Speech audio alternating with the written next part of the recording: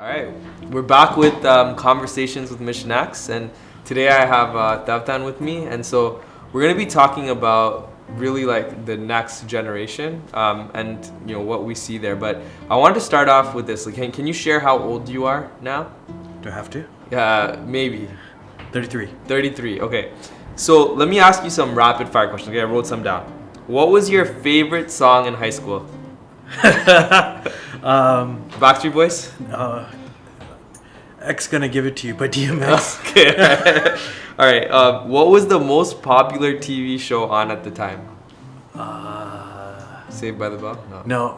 Fresh Prince. Fresh Prince? Okay. Yeah. If there was a girl you liked, could you get her a snap?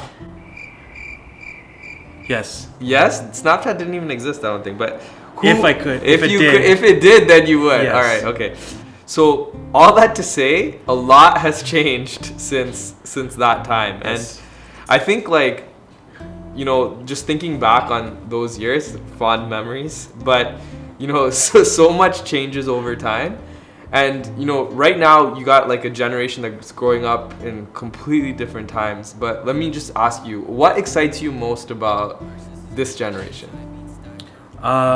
They're so far ahead from where we were.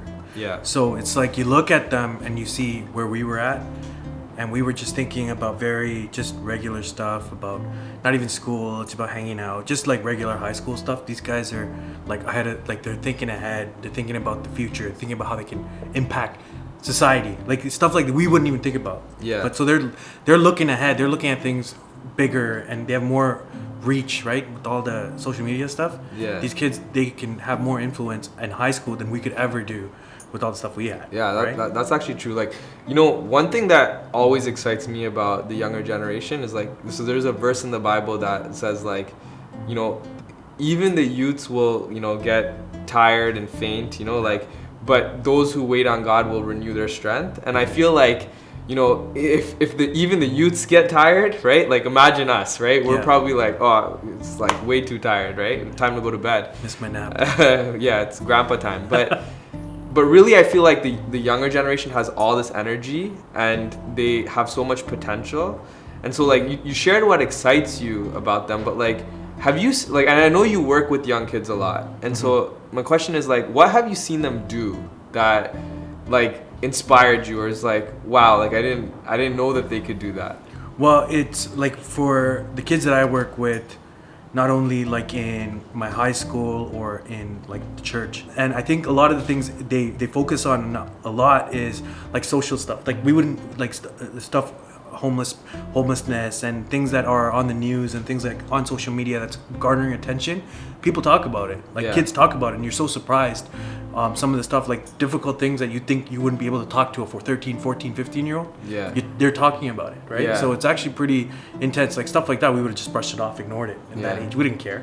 They're right? way more aware. Yeah. But like, okay, here's a flip side to that question. Like, social media is like a big thing. There's actually like a documentary on Netflix right now that talks about just like the challenges of social media. So like, what are some of the like unique challenges you see that this generation faces? I think it's trying to figure out what's right in the noise. There's a lot of like people hear so much stuff and they believe it. It's not even just kids, right? All over across the map. But these kids, like, it's so hard. They actually want to fight. They ask, like, it becomes so much more important for people like me or volunteering and helping out, because sometimes we're the filter, right? They'll ask you, oh, what about this situation? What about this issue? What do you think? What do you believe? Right? Yeah. So, and that's where I have to be unbiased and just tell them this is where I believe. I believe in the Bible. Yeah. That's where I talk from, right? Yeah. So that's my stance on it. Yeah. There's so much pressure to conform. Yeah. That like, if you take an opposite view, then like you're almost like crucified for it. So 100%. Yeah, so you gotta like Cancelled. You can't. Yeah, you gotta know who you are, right? Like if you know who you are, then no matter what happens, you'll be okay. I think, right? Okay, another question though, like we live in really strange times, right, with COVID and stuff, and like one of the things I've been hearing is like, and even sometimes I feel it, but like, and even with my kids, I see it. It's like we're missing out on a lot because of COVID. And like, what do you say to the kids? Like, man, COVID just messed up my life, and like I had all these plans, all these dreams, all these hopes, and really I'm not seeing it come to pass. Like, what's your advice for that kid? So for these guys, a lot of it is, okay, let's take a step back, right? What's your plan B, right? What did you want to do other than this? If you didn't have to do this, if you couldn't do this, what do you want to do, right? And look at it. And I think a lot more time, like people don't realize it's so much more important to your family, right? Yeah. Sometimes, and like you spend time with even your close friends that you consider family, Yeah. right? Just really bouncing those ideas off these people and figuring out what do you want to do and talking about it. Because what we didn't do a lot is talk about what we wanted to do. Yeah. We kind of was like, oh yeah, we're gonna go to university, we're gonna kind of do something, but no, just talk about what do you really want to do, where do you want to be, right? Yeah. And how do you want to win at life? Yeah, that's a great point, because like I feel like never before in history has there been an opportunity to shape your future like there is right now. Yeah. There's no traditional path anymore. Everything is unconventional, and so if you're like 18 to 25, like this is your moment, Yeah. right? So like let's end on this. What's one way that a young person can like make sure that their life is going in the right direction in the midst of the craziness as it relates to God?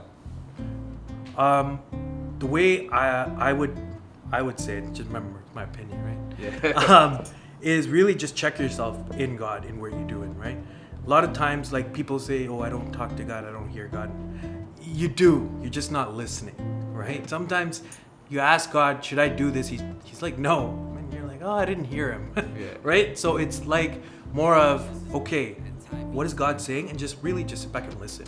Yeah. And you could feel it. God's speaking to you. God speaks to all of us, right? So you have your plan. You have your plan. You want to do X, Y, and Z. You know it. You can feel it. Ask God, and what does He say, right? And really leverage it against also your spiritual family too, right? Like you have brothers, sisters, parents that know God. Talk to them about it, right? And they might give you answers that you don't like, but sometimes you got to take those back, right? So that's what you have to do, and you kind of balance yourself and stabilize yourself in God. Cool. All right, man. Thanks for the conversation. Look forward to the next one. All right. All right, Awesome. man. Thanks.